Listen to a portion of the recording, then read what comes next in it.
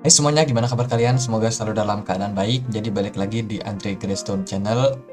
Kita berada di segmen analisa pagi. Seperti biasa teman-teman, kita akan mengulas seperti apa pergerakan dari market Bitcoin untuk perdagangan hari ini. Teman-teman, hari ini tanggal 8 Desember 2022. Kemarin kita dapat market sedikit dapat dam lah bisa dibilang. Dan kita akan coba lihat seperti apa prospek saat ini buat Bitcoin. Sebelumnya kita akan mulai dulu melihat dari beberapa news yang mungkin cukup penting di kalender ekonomi. Teman-teman, kemarin kita sudah dapat inventory minyak mentah. Di sini sih kelihatan minus 5,18 million.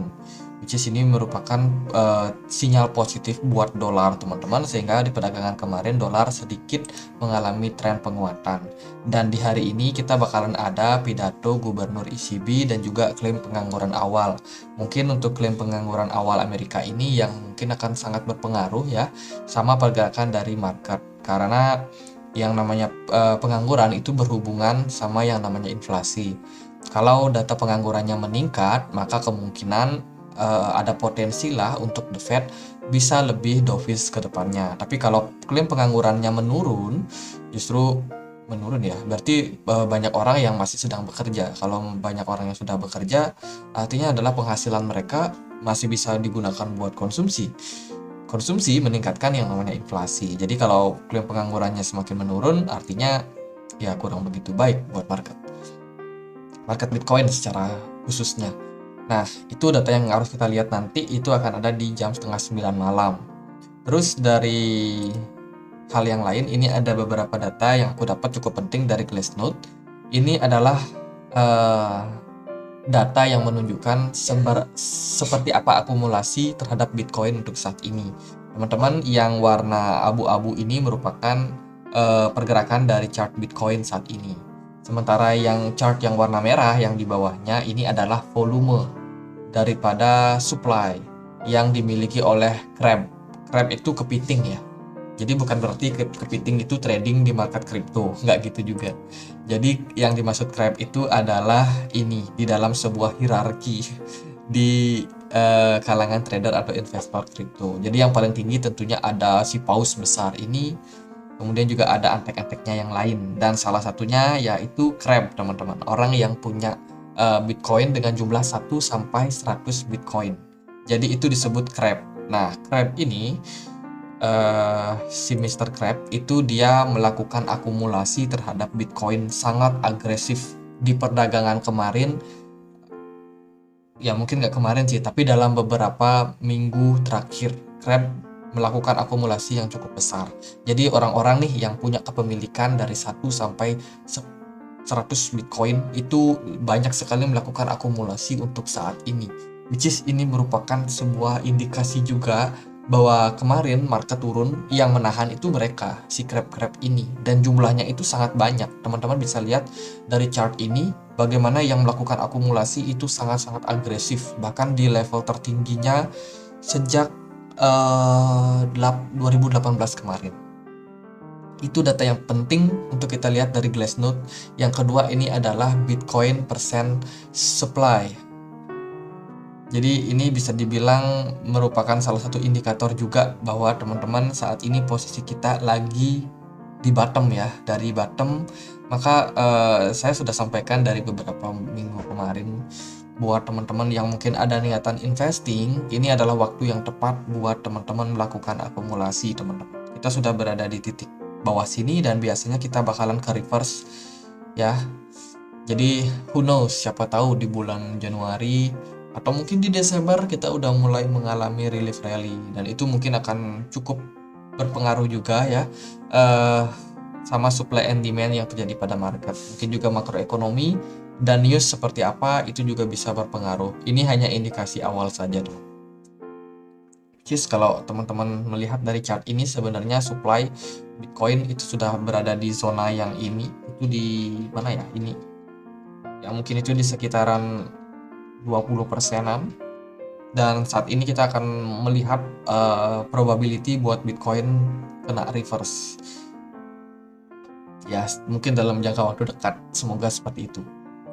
Terus ini juga panik euforia model. dan ini adalah untuk S&P 500 ya dengan kode SPX. Kalau kita lihat sih dari kondisi saat ini sebenarnya Fear and Greed Index ya bisa dibilang, atau Panic and Euphoria, kondisinya saat ini adalah di fase panik teman-teman. Artinya adalah investor di S&P 500 pasar Amerika ya, pasar saham Amerika saat ini dalam kondisi yang panik karena mungkin ketidakpastian ekonomi, ancaman resesi di 2023, sehingga ini merupakan fase di mana banyak orang yang bakalan buang barang. Bagi para investor tentunya ini akan sangat menarik karena mereka lebih banyak invest ketika market panik ya. Seperti kata Warren Buffett, serakahlah ketika orang lain panik, tapi jangan panik teman-teman ketika serakahlah ketika orang lain panik, dan paniklah ketika orang lain serakah. Jadi kalau kita lihat sih dari beberapa data tadi, sebenarnya ini mengindikasikan hal yang cukup positif untuk pergerakan market kripto. Jadi kalau saya pikir teman-teman tidak perlu terlalu khawatir sama wah market dump. Ya kalau mau dump ya dump aja, nanti teman-teman bisa ambil barang murah ya. Oke, kita akan mulai pembahasan Bitcoin dari DXY. So far sih DXY kemarin dapat sebuah rejection yang cukup kuat di kisaran 105, dan posisinya saat ini semoga kedepannya bisa turun ya.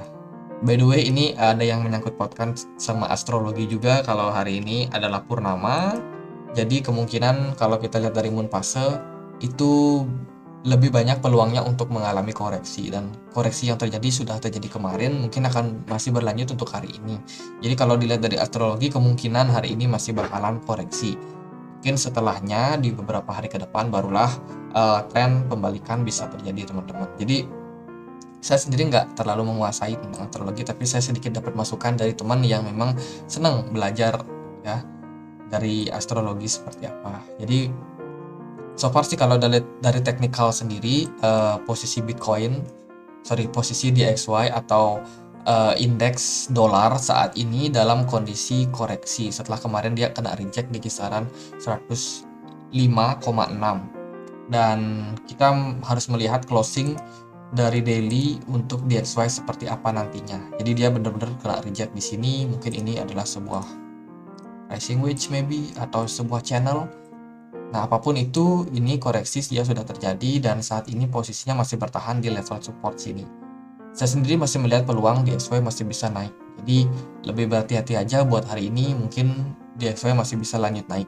Atau peluang lainnya mungkin DXY bakalan koreksi kembali teman-teman, karena dia belum menyelesaikan yang namanya channel ya, descending channel atau channel penurunannya ini masih belum selesai kalau kita lihat, dan peluangnya masih bisa terkoreksi lebih dalam lagi. Ini indikator lokan, kita melihat bagaimana tidak ada smart money di DXY, artinya mereka semua udah pada cabut waktu di sini ya. Mereka udah pada keluar dari market. Dan posisi saat ini nggak ada akumulasi, jadi saya pikir nggak ada yang perlu kita khawatirkan dengan DXY bakalan naik tinggi. Saya rasa enggak teman-teman. Market akan dekat, market saham, market kripto itu sudah dekat dengan bottoming. Ini untuk gold berbanding dengan Indonesian rupiah ya. So far kemarin dia mengalami penguatan, emas mengalami penguatan seiring dengan banyaknya pemberitaan tentang resesi 2023. Banyak sekali negara yang sudah terjerat hutang dengan IMF saat ini teman-teman, karena memang likuidasi di market mereka sangat kurang. Jadi gold yang ternyata lebih menjadi aset primadona saat ini ketika krisis. Jadi selamat yang udah serok-serok gold kemarin di harga murah banget ya, di kisaran 700 ribuan, 790 ribu. Ya selamat, sekarang harganya udah di 890 ribu per gramnya. Jadi cukup naik ya, cukup naik sekitar 100 ribu, which is ini cukup baik untuk gold. Terus yang lain dari SPX atau S&P 500 kemarin masih dalam tren koreksi cenderung sideways. Di sini dia mengalami penurunan terbatas 0,19, which is dia masih ketahan di area atas MA 100 atau MA 99-nya.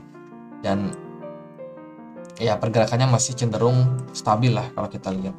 Hati-hati, tetap waspada karena tren penurunan lanjutan masih bisa berpeluang terjadi pada indeks saham. Dan begitu juga dia sepertinya berkorelasi sama Bitcoin. Kalau kita lihat dari Bitcoin sendiri, kemarin sempat kena dump sampai kisaran 16.600, tapi so far masih bisa ketahan di 16.800. Kalau kita lihat dari posisi smart money belum ada di market, dari volume perdagangan juga agak kecil ya. Selama fase sideways di sini agak kecil. Cuman ini dia ketahan, mungkin ada pengaruhnya sama si Grab itu ya, si Grab itu yang melakukan akumulasi. Jadi mungkin si Grab itu udah cicil-cicil beli nih buat Bitcoin dengan kepemilikan 1 sampai 100 Bitcoin di wallet mereka. Ingat ya, yang namanya Grab ini bukan berarti mereka investor kecil. Bisa jadi dia adalah whales yang menyamar menjadi Grab. Jadi dia punya banyak sekali wallet. Jadi dia setiap wallet dia cuma isi 100 Bitcoin aja, tapi dia punya 1000 wallet atau punya banyak wallet. Nah, ini yang kita bisa menjadikan tanda atau hati-hati, karena kan sekarang informasi itu sangat besar, apalagi ya seperti Glassnode lah contohnya, itu bisa mendeteksi adanya whales, dan whales kedepannya akan mencari cara bagaimana supaya pergerakan mereka tidak dideteksi, teman-teman. Jadi kalau kita di saham mungkin kita bisa melihat adanya akumulasi di banyak sekali sekuritas. Nah, itu adalah salah satu cara juga ya buat whales untuk mengelabui yang namanya investor. Jadi teman-teman harus tetap hati-hati. Kalau teman-teman yang masih berharap Bitcoin bakalan cari bottom lebih bawah, itu punya probabilitas kalian nggak dapat harga yang lebih murah. Itu lebih besar resikonya, teman-teman, dibanding teman-teman yang ya udah dah cicil beli aja. Kalau untung ya 15.500 kemarin udah bottom, tapi kalaupun enggak, kalau dia turun lebih murah, kita juga masih punya amunisi untuk mengambil barang yang lebih murah lagi. Jadi tetap terapkan money management setiap kalian cicil koin. Jadi jangan all in, beli all in. Nah, itu jangan, teman-teman. Oke, mungkin untuk view Bitcoin aku begitu aja. So far posisi saat ini mungkin kita akan closing di time frame daily nggak begitu bagus, karena kemarin kita kena dump dan tidak bounce back dengan cepat. Dan juga kalau kita lihat dari time frame 4 jam, di sini teman-teman bisa lihat posisi Bitcoin dia udah breakdown daripada EMA 99, bahkan close di bawahnya. Dan kalau kita melihat posisi saat ini sebenarnya masih ketahan di level support sini, di support 16.600. Teman-teman, kita sepertinya punya potensi untuk ini, mungkin sebuah rising wedge ya kalau kita lihat, atau sebuah ascending channel juga bisa kita kaitkan. Dan posisi saat ini sudah berhasil breakdown. So kalau saya melihat ada probability buat Bitcoin kembali terkoreksi terbatas. Mungkin dia akan mencari level yang cukup kuat untuk menahan Bitcoin. Di sini kita akan pakai fixed volume profile untuk melihat di mana sebenarnya terjadi yang namanya ya akumulasi yang sangat berpotensi terhadap Bitcoin. Kita akan lihat transaksi terbanyak ada di sini. Mungkin kalau kita tarik ini ke sini. Nah, di sini kita bisa melihat ada support baru yang terbentuk terhadap Bitcoin, yaitu di kisaran 16.500. Jadi untuk target terdekat kita kalau Bitcoin mengalami koreksi adalah di kisaran 16.500, which is itu penurunan yang nggak terlalu dalam ya. Bahkan kemarin pun meskipun Bitcoin di dump, penurunannya juga nggak terlalu dalam. Di sini sih kita expect kalau Bitcoin bisa turun sekitar 2%. Kemarin juga turunnya sekitar 2%. Jadi saya kira nggak ada yang perlu kita harus khawatirkan dalam kondisi seperti sekarang ini. Justru kalau Bitcoinnya turun, ya udah itu kesempatan buat beli jangka panjang, buat kita yang mau invest jangka panjang. Tapi kalau yang buat trading, tentunya situasi saat ini mungkin agak sulit juga ya. Kalau kita lihat di samping volumenya yang kecil, teman-teman, market maker itu nggak ada di kripto. Dia kemarin sempat ada, tapi sekarang udah hilang lagi.